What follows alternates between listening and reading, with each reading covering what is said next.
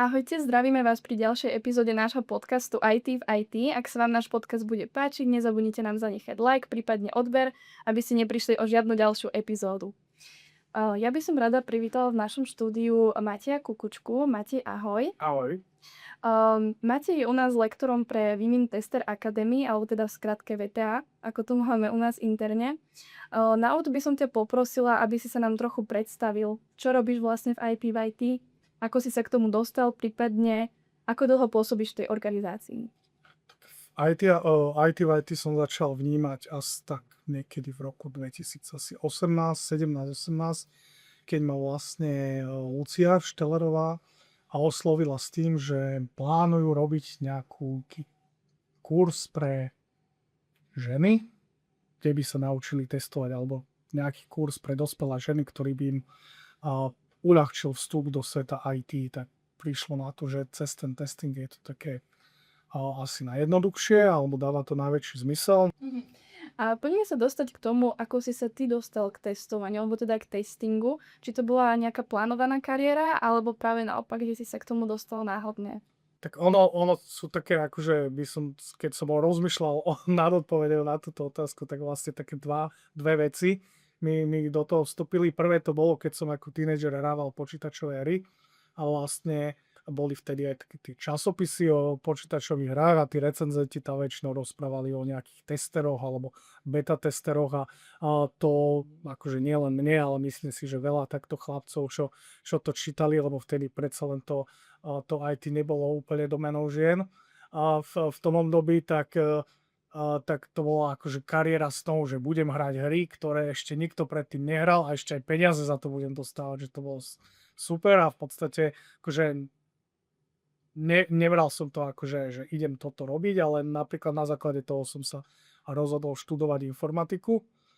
To mi ale vydržalo iba rok, takže tam tá kariéra v rámci IT išla úplne niekam inám.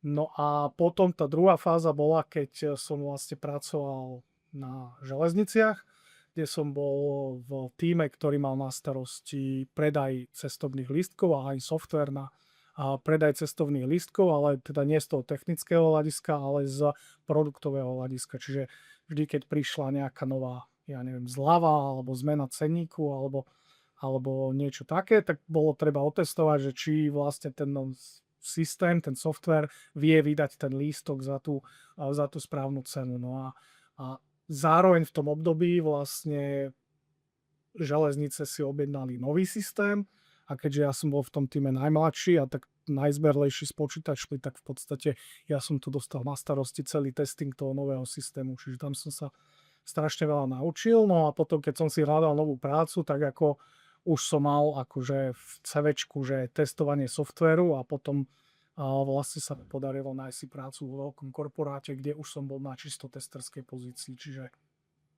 nebolo to úplne že detský sen a takže viac to bolo náhoda, že som sa dostal k testingu. A čo ťa na tom testingu najviac baví? Alebo teda, čo ťa na ňom tak zaujalo, že si v ňom aj pokračoval ďalej?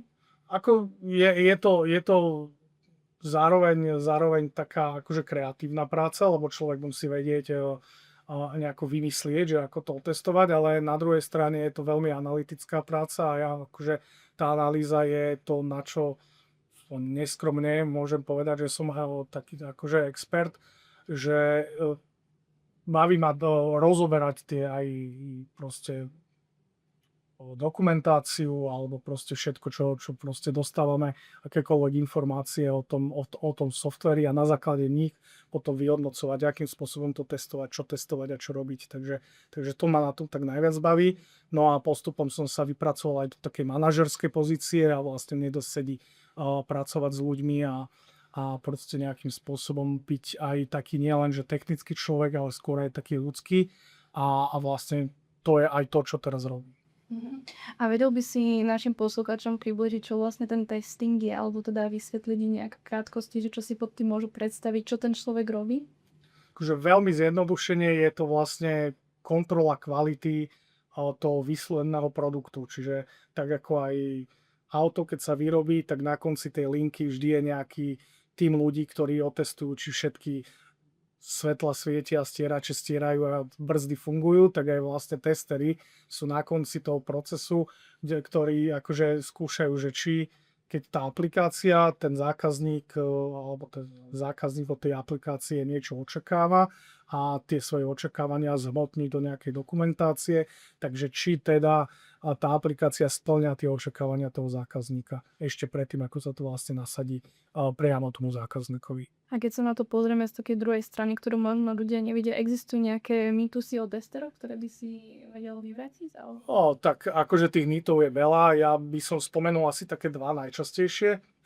Ten prvý je taký, že kto nevie vyvíjať, ten môže robiť testera. Ako nie je to úplne tak, že testery sú skrachovaní vývojári, ktorí proste sa nenaučili vyvíjať a tak sú aspoň testery. Naozaj to testing je samostatná inžinierská disciplína a musí ten človek mať znalosti a hlavne v dnešnej dobe už aj vlastne veľa je takých technických testerov, ktorí sú v podstate na úrovni vývojárov, pretože tie skripty, automatizované skripty, ktorými testujú software, tak vlastne alebo teda nakodiť ich tak, aby vypluli správne výsledky a správnym spôsobom tiež nie je triviálne. No a druhý taký mýtus je, že testery kazia software, že vlastne oni sú tí, že oni to kazia, ale to takisto nie je pravda, lebo vlastne ten software už je pokazený, keď ho ten tester dostane. On len upozorňuje na tie chyby a samozrejme áno, keď niekto povie, že vaše dieťa je škaredé, tak nikto ho nemá rád, takže oni potom tí testery majú takých, že sa na nich niekedy pozerajú cez prsty, aj tí vývojári, lebo vlastne tester je ten, kto im povie, že tvoje dieťa je škaredé. Lebo ho spálne pokazia, aby mali čo robiť. Alebo no, našťastie tých chýb je dosť aj bez toho, aby sa snažili vývojári na schvál tam zavádzať nejaké chyby. To som sa chcela, vlastne k tomu sa pomaly dostávame, že čo je vlastne na tej práci také najťažšie, čo akože bežný človek neuvedomí, alebo možno v tomto prípade tí, ktorí nejakým spôsobom sú voči tým testerom. Nie je to nejaká súťaž, že ja teraz že vývojár je môj nepriateľ a ja teraz budem hľadať chyby, len aby som ho potopil, aby som ho dokázal, že on teda je hrozný vývojár a strašne veľa chýb robí a že ja mu teraz šplechnem do tváre, že pozri sa na ten software, celé je to zlé, ale skôr si uvedomiť to, že vlastne v rámci celého tej dodávky tá kvalita je v podstate všetci za ňu zodpovedajú a ten tester nie je ten jediný, ktorý v podstate je zodpovedný za tú kvalitu, ale vlastne celý ten tím vývojový je za to zodpovedný a niekedy naozaj vznikajú potom, keď si to ľudia neuvedomia, tak zbytočne nejaké trenice a také akože nie úplne akože problémy technického charakteru, ale skôr také problémy ľudského charakteru. Vedel by si nám aj povedať o nejakých skilloch, alebo teda skôr mindsete, alebo možno o vlastnostiach, ktoré by mal mať taký dobrý tester, alebo teda v našom prípade aj testerka? Tak vždy sa hovorí o zmysle pre detail, lebo naozaj v tých detailoch sa skrýva ten diabol, ako sa hovorí.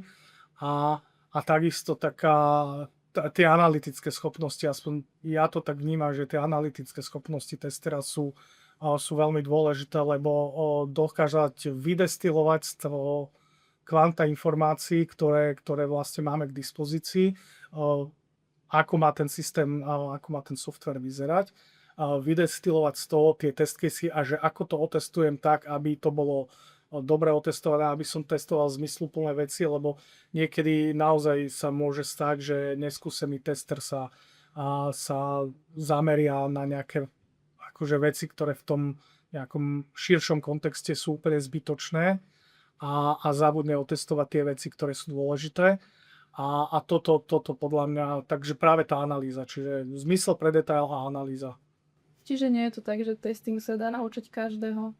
Teoreticky áno, ale to je také, akože aj tenis sa dá naučiť každého, aj vývoj softwarový sa dá naučiť každého. Proste každý má nejaký talent na niečo a ten testing je v súčasnej dobe pomerne široký. Čiže keď niekomu viac sedia nejaké technické úlovy, tak môže byť veľmi dobrý automatizovaný tester. Keď niekomu vlastne sedia skôr také tie ľudsko-interakčné úlohy alebo teda povinnosti, tak môže sa dostať do tej pozície test manažera a jednoducho, že každý si tam vie nájsť tú cestu. Čiže teoreticky áno, ale samozrejme, keď človek vôbec nemá na to nejaké predpoklady, tak je to veľmi ťažké. Určite. A keď už sme pri tom manuálnom a automatizovanom testovaní, aký je medzi nimi rozdiel? Tak ten rozdiel je veľmi jednoduchý. Manuálne testovanie, tak ako ho poznáme, je v podstate, že ja z pohľadu zákazníka klikám do toho softvéru a sledujem, čo ten softvér robí. Čiže preto je to manuálne, akože rukami.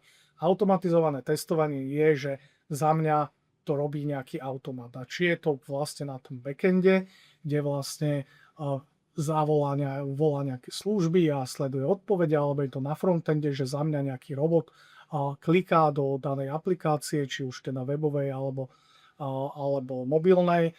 To už je v podstate jedno, ale v podstate je to o tom, že ja neklikám, kliká za mňa nejaký automat. Celé to testovanie je vlastne o hľadaní nejakých bugov. Je nejaký najbizarnejší, ktorý si ty našiel? Najbizarnejší? Alebo taký najzábavnejší, alebo niečo, pričom si povedal, že na tom toto fakt zlyhalo?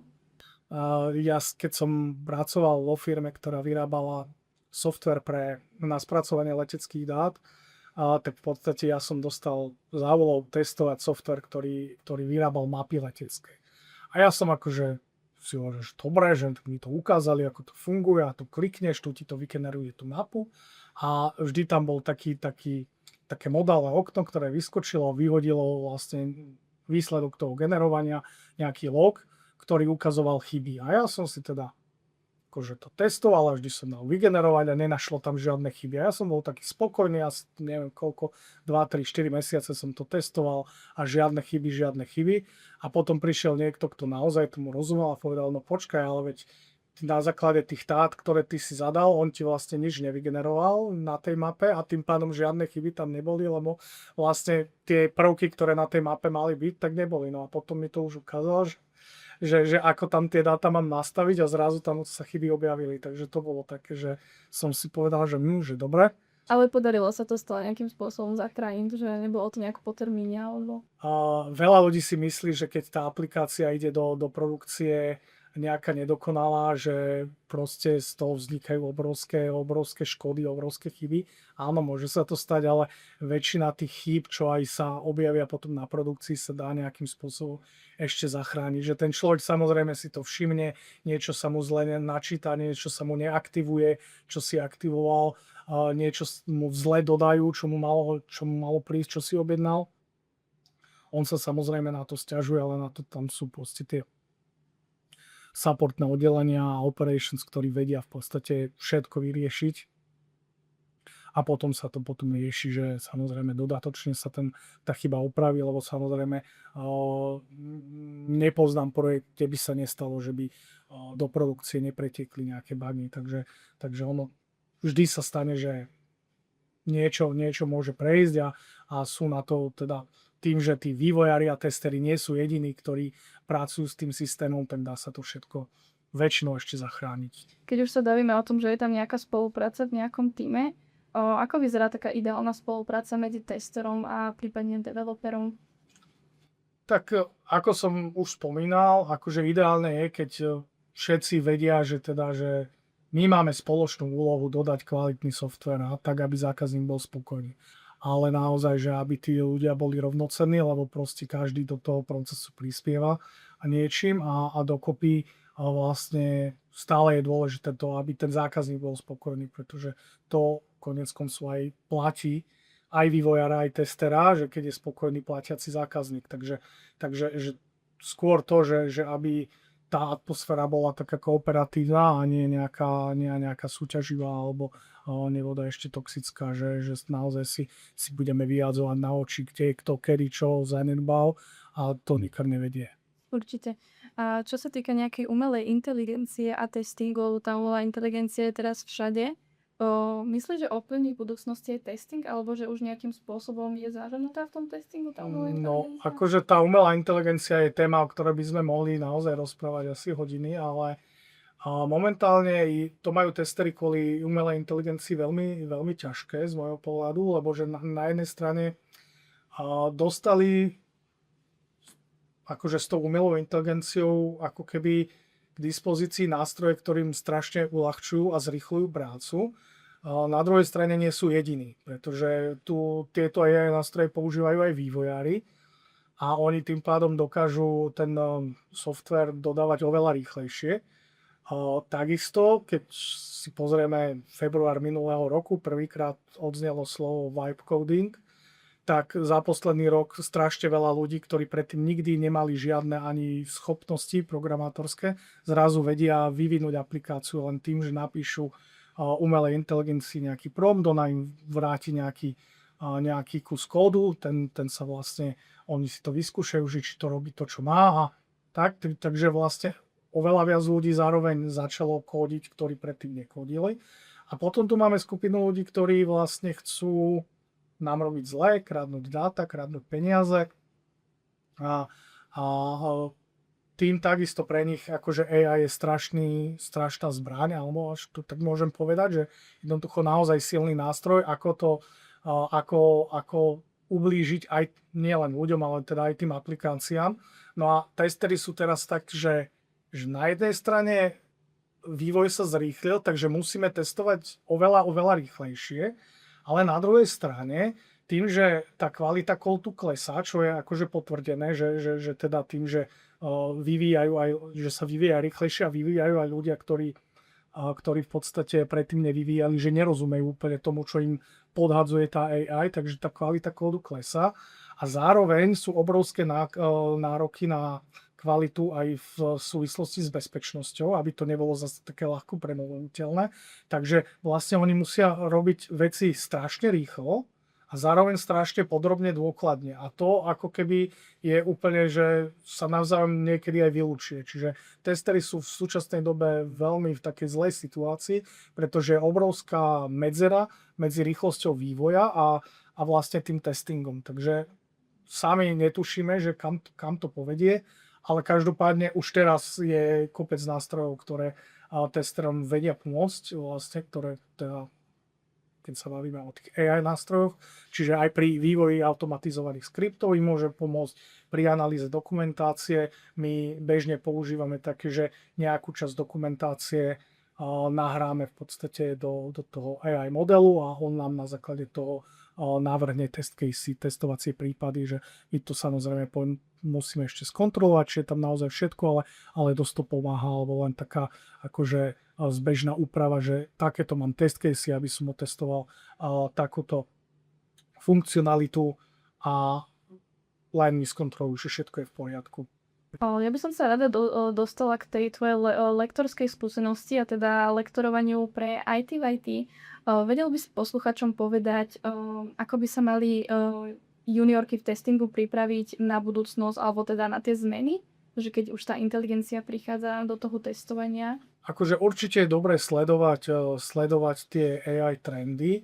Sú na to rôzne stránky alebo portály alebo tak, alebo nájsť si nejakého takého, nazvime to, influencera, ktorý sa tomuto venuje a vyskúšať si. Keď on povie, že teraz som skúšal, ja neviem, nejaký cloud code na toto, vyskúšať si to. Lebo to môže robiť aj junior, to je výhoda tej AI, že v podstate aj ľudia bez nejakého IT vzdelania alebo skúsenosti vedia akože aj tvoriť kód a nejako hlbšie sa do toho dostať. Čiže vyskúšať si, zobrať si nejaký konkrétny nástroj, tak ako som povedal o tých automatizovaných skriptoch, že zobrať si nejaký naozaj e-shop a skúsiť urobiť nejaký automatizovaný skript, tak presne takýmto spôsobom proste použiť nejaký ten AI nástroj na nejakú konkrétnu vec a na tom sa človek veľmi veľa naučí.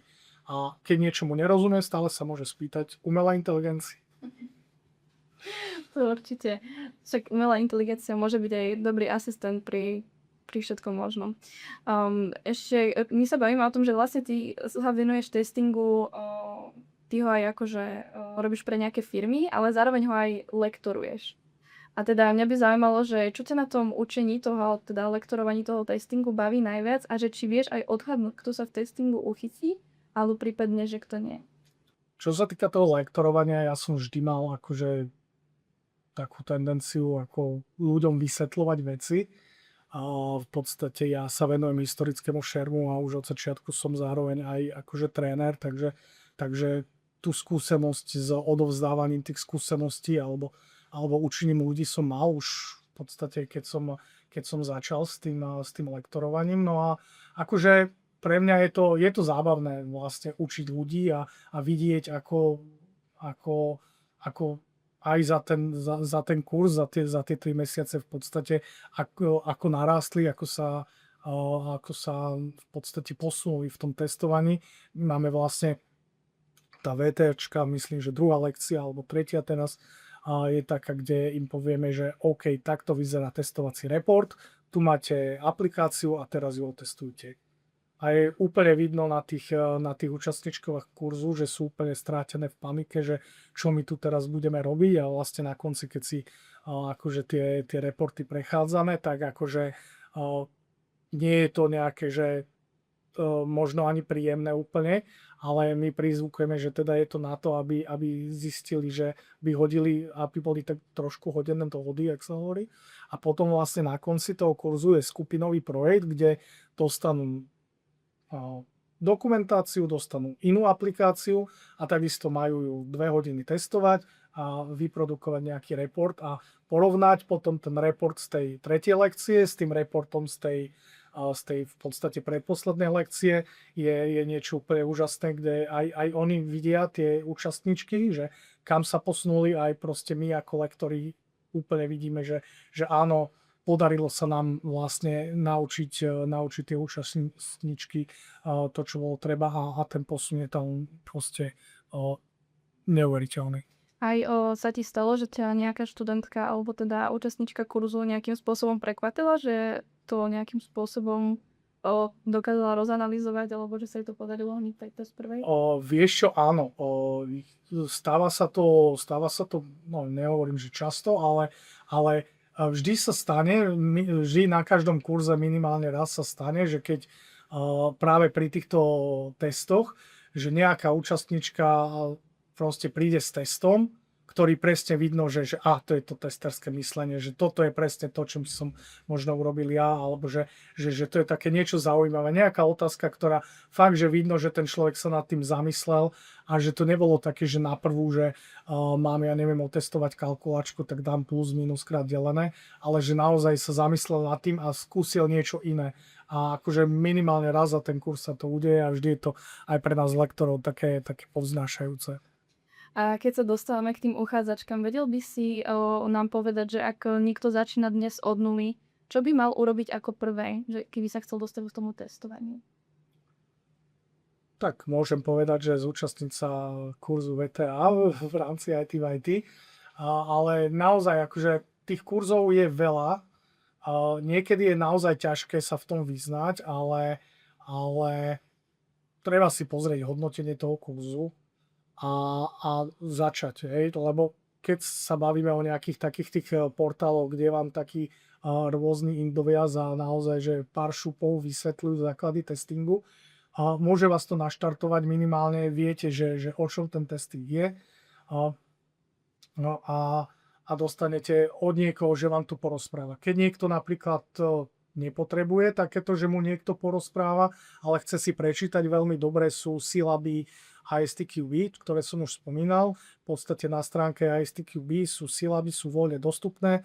Ten základný alebo ten foundation level je vlastne dostupný aj v lokálnych jazykoch. U nás je to slovenčina alebo čeština. Takže môže si hocikto pozrieť a prečítať. Je to veľmi... Samozrejme to stiahnutie je zadarmo, nemusí sa hneď, neznamená to, že ten človek sa hneď musí certifikovať alebo tak, ale je to veľmi detailne a veľmi štrukturovane popísané, že o čom ten testing je. Čiže toto, keď si človek, tie syllaby, neviem, či majú okolo 70 strán, že zase nie je to nejaké, že by som to rok musel študovať, tak si to človek pozrie a môže si povedať, že OK, tak toto je pre mňa, alebo si môže povedať, že tak toto sa mi veľmi nepáči, že asi to nie je to, čo chcem robiť. No a keď už si to človek číta, tak potom už len jednotlivé aj názvy kapitol, keď si niekto vygooglí alebo dá do AI, tak už dostane ďalšie a ďalšie informácie a potom môže na tom stávať. Čo sa týka nejakých najčastejších chýb, v juniorkách pri testingu, vedel by si sa o nejaké podeliť, alebo? Najčastejšia chyba, ktorú ja vnímam ako chybu, je, že si tie testerky nevedia tak trošku uvedomiť, akože keď sa akože bavíme povedzme o účastníčkach kurzu VTA, takže si nevedia uvedomiť, že aj ten testing je v podstate tá istá práca, ako robili doteraz. Že keď robíme nejaký report, tak stačí sa len zamyslieť nad tým, že keď odo mňa v predchádzajúcej práci, a je to úplne jedno, aká to práca bola, a že chce odo mňa šéf nejaký report, že teraz si týždeň toto robila a daj mi k tomu nejaký report. Tak určite v každej práci niekto niečo také robil a strašne majú taký prílišný rešpekt, mám pocit z toho, že preboha IT, preboha testing, že čo teraz mám robiť, a v konečnom dôsledku je to úplne to isté, ako robili predtým. Takže to si myslím, že býva najviac, a hlavne akože pri ženách to väčšinou je tak, že tí muži majú takú tendenciu, že idem toto, aj keď neviem, čo idem robiť, ale idem to robiť, a že tie ženy, oni tak skôr majú tendenciu o tom viac rozmýšľať a viac tak akože nechcú ako keby sklamať, tak toto niekedy akože treba sebavedomejšie do toho pristupovať a nebáť sa toho testingu, lebo v konečnom dôsledku je to stále práca ako akákoľvek iná. I ženy sú to možno trošku opatrnejšie, alebo že to sebavedomie tam nie je také dostatočné. Vy vlastne vo vašom kurze VTA máte aj nejaké podkategórie, kde pracujete aj so sebavedomím? Áno, ja sa na tom nezúčastňujem, ale keď mali sme tu aj nejakú fokusku v rámci IT v IT, a bola tam práve lektorka, ktorá pracuje s týmto sebavedomím, a presne ona tam akože povedala o tom, že keď sa niekto uchádza o zamestnanie, tak muž, keď spĺňa jednu vec z 10, tak si pošle CVčko, a žena, keď spĺňa 10 z 10, tak rozmýšľa, že či naozaj spĺňa všetko, že naozaj na tomto treba. A ja to ale presne to vidím na tých, čo som spomínal, tú tretiu lekciu, kde robíme ten report, a ja im stále hovorím, že je to presne tak, ako v tej predchádzajúcej práci, keď od vás niekto chce report, že čo ste robili, prečo ste robili, s čím ste mali nejaké ťažkosti, a proste keby sa podarilo akože odbúrať ten prílišný rešpekt a trošku viac toho sebavedomia, tak si myslím, že by to bolo super. Má podľa teba zmysel robiť certifikácie ISTQB? A ak áno, tak kedy? Je to také slovo, na ktorom som si predne polávala jazyk. Ja poviem príbeh, akože možno to je trošku mimo, ale ja keď som robil primášky na strednú školu, tak prišiel chalan, ktorý akože, keď sa spýtali, že bol niekto na nejakej olympiáde a tak on doniesol asi 4 diplomy z krajských a celoslovenských škôl, a nakoniec sa nedostal na tú školu. A odvtedy ja som taký skeptický k certifikátom, lebo certifikát v podstate hovorí, že v určitom čase si mal dostatočné vedomosti na to, aby si splnil, 60% tých otázok si odpovedal správne. Že v podstate nemá to nejakú výpovednú hodnotu, že to naozaj aj viem robiť. Na druhú stranu, a ja som teda to ISTQB, tie sílavy použil akože veľmi dobrý základ, a je to naozaj veľmi dobrý základ. A druhá vec je, že keď už si aj potom testerky hľadajú prácu, tak oveľa lepšie v CVčku vyzerá, že keď ten človek má ten certifikát, pretože tým dáva najavo, že áno, zaujímam sa o to. Nie je to, že ja som si teraz povedal, že budem tester, tak som si začal na testerské pozície posielať CVčka, ale že naozaj som urobil aj nejakú námahu, som si dal nejaký effort k tomu, aby som vlastne sa stal testerom alebo testerkou v tomto prípade. A vlastne po absolvovaní VTA je možné získať ten certifikát. Áno, je tam vlastne ten certifikačný kurz navyše. To je taký začiatok alebo vstup do toho testingu. Nie je to tak, že spravím si akadémiu a idem priamo do firmy a idem rovno testovať. Máme veľa absolventiek, ktoré to tak absolvovali, to znamená, že skončili VTAčku a našli si priamo prácu, samozrejme v rámci nejakej juniornej pozície, ale samozrejme tam to nekončí, tak ako v každom odvetví sa človek musí vzdelávať a posúvať sa niekam dopredu, aby bol stále použiteľný v tom pracovnom procese, tak a hlavne teraz, keď naozaj tá AI valcuje ten osobný rozvoj, lebo čo bolo pred rokom Modern Web AI, teraz už je zastaralé, čiže ten vývoj ide dopredu a keď človek proste nenaskočí na ten vlak a nejakým spôsobom tie trendy nezachytí alebo sa nechce učiť nové veci, tak ho to potom dobehne.